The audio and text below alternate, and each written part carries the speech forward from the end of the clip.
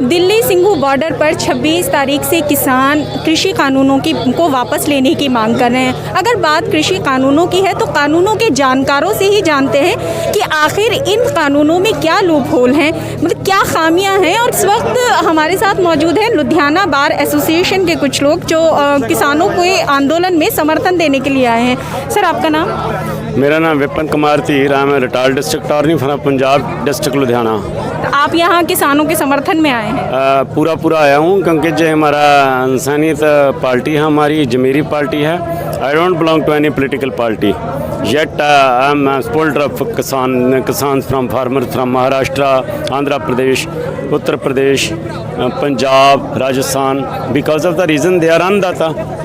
अगर वो अन्न हमारे को नहीं मिलेगा तो भोजन उनका देवता हमारे पर कृपा नहीं करेगा तो हम कैसे कर्म करेंगे। जो हमारे शास्त्रों में लिखा है, धार्मिक शास्त्रों में लिखा है। सो अन्नदाता की इज्जत करनी चाहिए सरकार को, केंद्र सरकार को, एग्रीकल्चर मिनिस्टर तोमर साहब को। उनको चाहिए कि ये एक्टों को वापस ले और देश की तरक्की के लिए जो मैं समाधान बता रहा हूँ बाय मीडिया कि इसके लिए वो जो है अपने इन तीनों एक्टों को these acts may kindly be repealed by the honourable prime minister of India through his cabinet and subsequently जो हमारे जो भी भारतीय किसान यूनियन के लीडर हैं डिफरेंट स्टेट्स से, not from Punjab only, from Rajasthan, from Gujarat, from Maharashtra, from Assam, उन सभी को बुलाकर नया कानून लाएं। उसमें एमएससी का लॉ भी बन सकता है। आप मुझे ये बताइए, तीनों कानून किस तरह से किसानों के लिए नुकसानदायक है? आगे चलकर उनको क्या क्या खामियां हो सकती हैं? ये किसानों के लिए नुकसानदायक नहीं है जी, जे आम लोगों के लिए नुकसानदायक है। आप you can ask how.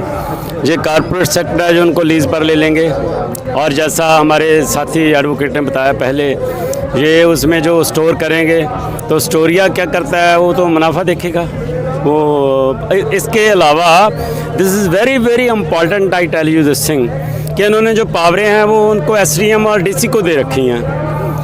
The person who is aggrieved, the farmer who is aggrieved, the laborer who is aggrieved, he cannot go to any judicial court.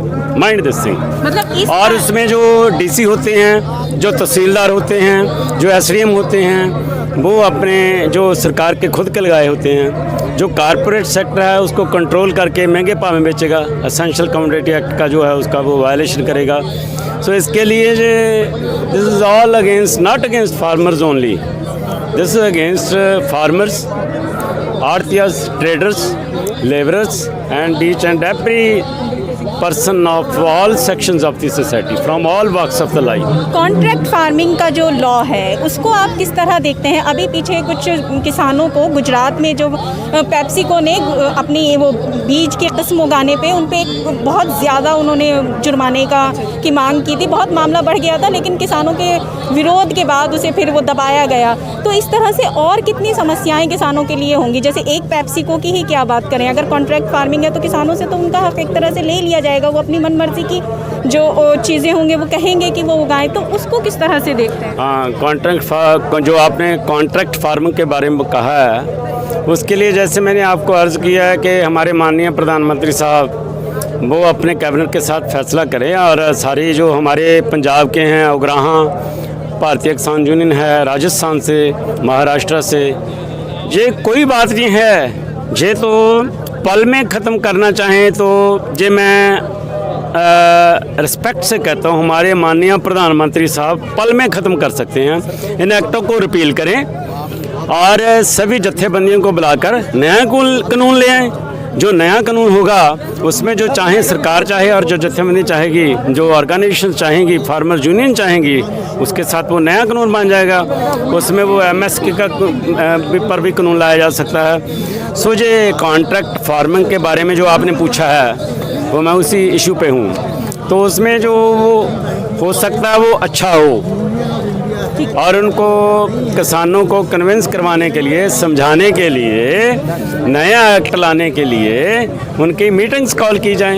ये तो एक पल में ख़त्म हो सकता है अगर माननीय प्रधानमंत्री साहब चाहते हैं। जय हिंद। जी जी सर, आपका नाम? My name is Rajendra Singh Tat. Professionally I am an advocate. I am from district of Ludhiana. तमाम तीनों कानूनों को कैसे देख रहे हैं? किसानों के तीनों हक में है, कानून क्या है? किसान के 1% हक में नहीं है। That is corporate act. मैं तो उसको नाम दे चुका हूँ। कॉरपोरेट्स के जो एक्ट है, नेशनल कमोडिटी एक्ट है, वो भी हमारे खिलाफ है। उसमें से जमाखोरी बढ़ेगी।